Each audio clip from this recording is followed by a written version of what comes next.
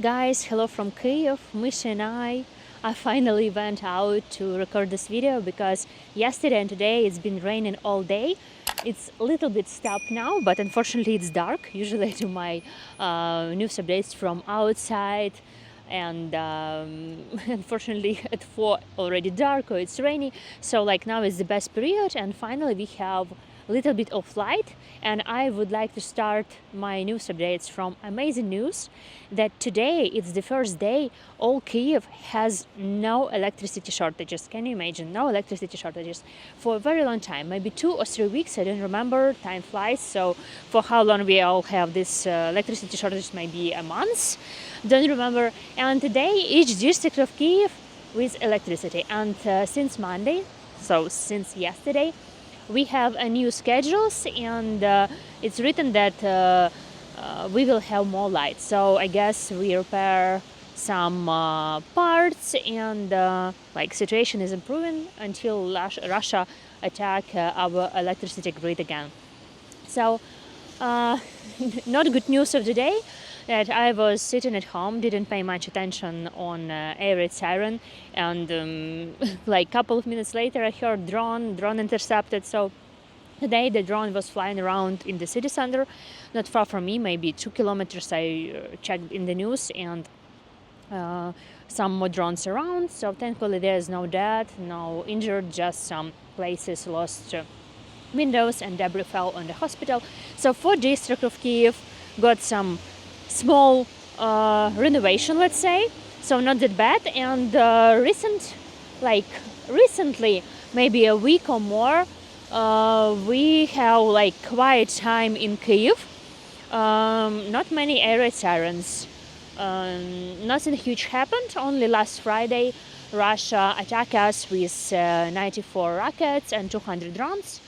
So and since then, like we like kind of living in more quiet time, and not every night is air raid siren, so more or less fine. Also, I remember a couple of days ago I was also at home and didn't pay much attention on my app. Maybe I was wash dishes or whatever, and I heard I was like, wow, that is like heard something very similar like a drone flies. I thought maybe it's like some motorbike or so.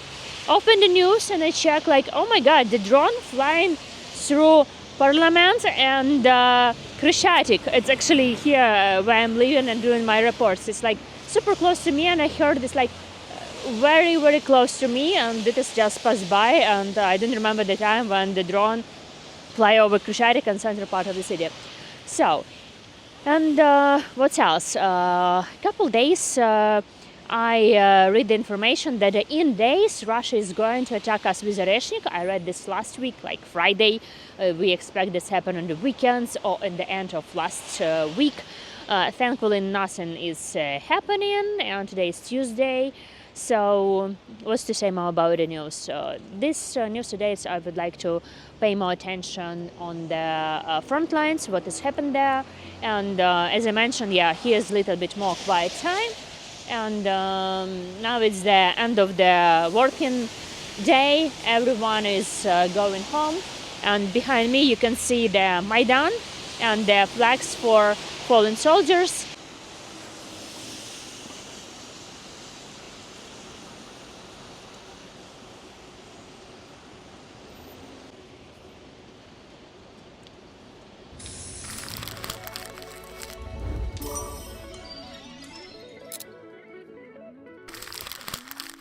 So regarding the situation on the front line, I would like to say that a lot of comments and a lot of people in the internet saying like, yeah, Kyiv living like there is no war.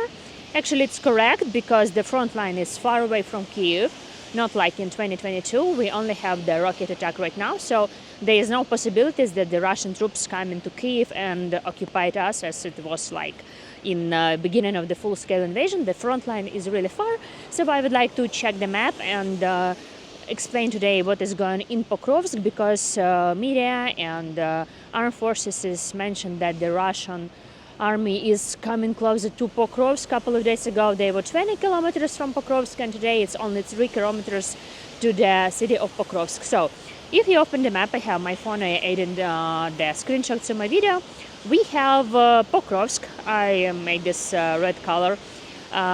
You can see how close this to the Dnipropetrovsk Oblast, okay? And the next slide is, you can see Pokrovsk. It's like in Donetsk Oblast. What I'm going to say by this?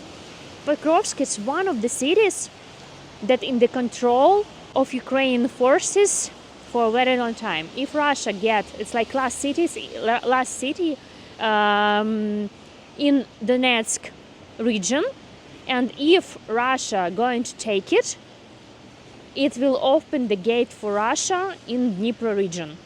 So, because Donetsk region is under the Russian control, there is a front lines for a long time, and as we know, the Russia started the war from Crimea in 2014 and Donetsk and Lugansk regions.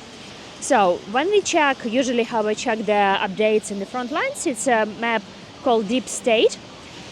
People as like volunteers and militaries, we check in this because if you're going to go to the front lines, you would like to see the safest way to go, because like our front is like huge, south and east. So that is Deep State, and what you see green color, let's say like Kyiv, that is where Russian forces were, and we kicked them out. So let's say green color is liberation areas. When you see like these front lines, like that is I forget this name of geometrical figure, that is front line, and you see also that is near Kharkiv, green, what we liberate. What you see in pink color, that is what Russia get from 2022, and what is like violet color, it's a region that was under occupation since 2014. So let's look closer at the front lines. So you see the Pokrovsk, and down is Kurakhova, and more down Vuhledar. So we know that like huge events, like how Russia was fight for Vuhledar and captured this like each huge cities in the region, and now it's, let's say, they come to Pokrovsk, because I remember maybe a month ago or maybe even more, it was like we all follow how they're going to capture Vuhledar and more cities like Mariinka, and what they left behind. There's like no cities, there's only ruins left, like it's impossible to live, it's like no life there. So also this slide, I because it's in Ukrainian language, I mentioned Kupiansk. Maybe you hear the city, it was in the occupation in Kharkiv region, and we liberated this, and obviously it's green color, and Russian going to capture this again. So this area in Kharkiv region that was under Russian control almost like 10 months, Russia is going to get it again. So like front line is huge if you check by Kharkiv region, Kherson region, Zaporizhia region, Donetsk region. So, and why today I'm speaking about Pokrovsk, because Russian is going closer, and I checked the article from Bloomberg. They like speaking about that the world should stop this process and help us with the ammunition and protect our city Pokrovsk, because it's just 3 kilometers to there, and in Pokrovsk is a very important mine. You can see how close the front line to the huge cities of Kramatorsk and Slovyansk. The trains still operating there, but you know, if we not stop, if the war wouldn't help us, the war will go closer to another cities. Also, what I like to show with this Deep State, we have a timeline by dates. So I start from 16th December, from today, till 16th of October, and choose some part of the map and showing how Russian capture our land. You can see how it fast. So people just like continue evacuating from these areas because front is coming closer and closer. War is going closer to them. So that is like an example what you can see right now. I just made this like, you know, you can look down like by dates like 1st of November, and I'm going now to middle of October.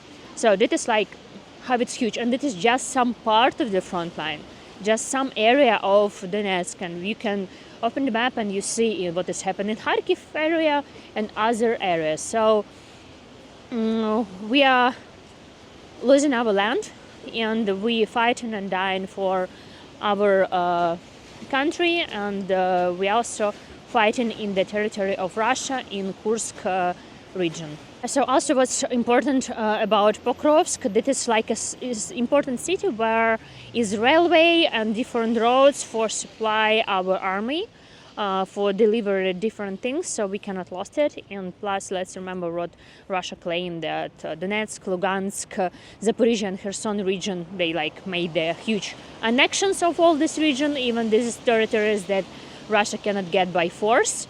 So they claim it that is Russia.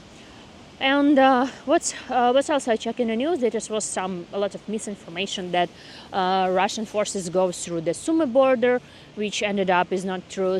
Also, they making a huge offensive in Zaporizhia region, which is nothing happened now. So there's always some information that Russia is going to attack, go through, and so on and so on. So I also follow the main intelligence directorate about all these updates, and what I also found, like around 30 soldiers from North Korea injured and death in Kursk region for last 2 days. So that is front lines updates, and it's hard to believe that we are fighting on the Russian land with Russians and with soldiers from North Korea. It's like, sometimes it's hard to believe what's happened in 2024. Also some news about Ukraine drones slash missiles. In the beginning of December, we create a new drone. Actually, it was planned to create a new drone, but it's ended up as a missile mostly. And it was created for last 3 months, 100 pieces. And we give to our army, and the name of new rocket, I don't know how it called, rocket missile or slash drone. It's called Peklo. Peklo in Ukrainian language means hell. So nice name. And yesterday, President Zelensky announced that it is going to be launching a mass production of all this. And let's remember December, on the Independence Day of Ukraine, 24th of August, we have our new drone called, also like drone, missile called Palyanitsa, which means our Ukrainian, actually it's Ukrainian bread, but we use it as a word, as a password, because only Ukrainian native speaker can say Palyanitsa without accent. For Russian it's like impossible. This was a password word when it was a lot of diversions, and a lot of Russians came into Kyiv city, not in military form, so we just use this password Palyanitsa. That is some updates about the rocket, and I'm thinking what else I not forget to say in my news updates. And also one of the important news, what is going to be when Trump becomes the president of the United States, because there is going some meetings and negotiations about possible scenarios, and Trump mentioned that he is going to speak with Putin and Zelensky to stop this war. Also, Trump mentioned that he will change his mind probably about strike deep in Russia, what Biden allows. What else? About NATO, I read a lot, like no NATO and so on. So, and from the recent interview, it was a question, what do you think about the Ukraine should cede its territory to Russia? And he said, I will tell you something like this, I will tell you my opinion when I will speak with. Then he stopped speaking about that and mentioned that on this land there's nothing left, it's only a renovation, ruins, not possible for life. People cannot go for all this land that is Russia hold now. So it's a big question what is going right now, because I check a lot of information about what's in plan, what is mind of Trump, like frozen conflict, no NATO, and stop this war by freezing in all this by the front line. So we will see what's going to happen, because we like the people from president office, the head of the president office, been traveling to United States to speak about all this, and We will see what's next year happen, but what I can say, whatever is happening, even if there will be some kind of ceasefire, or I don't know what's like, I just guessing, Russia would never stop. Russia will stop for some period of time, it will be some break, and then Russia will attack us again. Just a question of time. It's like the same was happening right now with the rocket attacks. They attack us with rocket last Friday, but it was not last rocket attack. Soon it will happen again, then again. And, it's like never ending. And the whole world should understand what is Russia is capable of, what we should expect. There's no peace deal. We cannot agree with Russia because this doesn't work. So yeah, this is all I want to say. So despite everything, we got ready for Christmas. Weather is crazy because 2 days ago it was snowing, now is raining. Temperature could be minus, then it could be plus, snow, rain, warm, you never know. So the winter is very strange, but maybe it's not bad for our soldiers because winter is the terrible season to make some battle, let's say. So what else? Thank you so much for watching my video. I hope you found my video useful, or maybe you find some new information. If you have any questions or possible ideas for the future video, let me know in the comments below.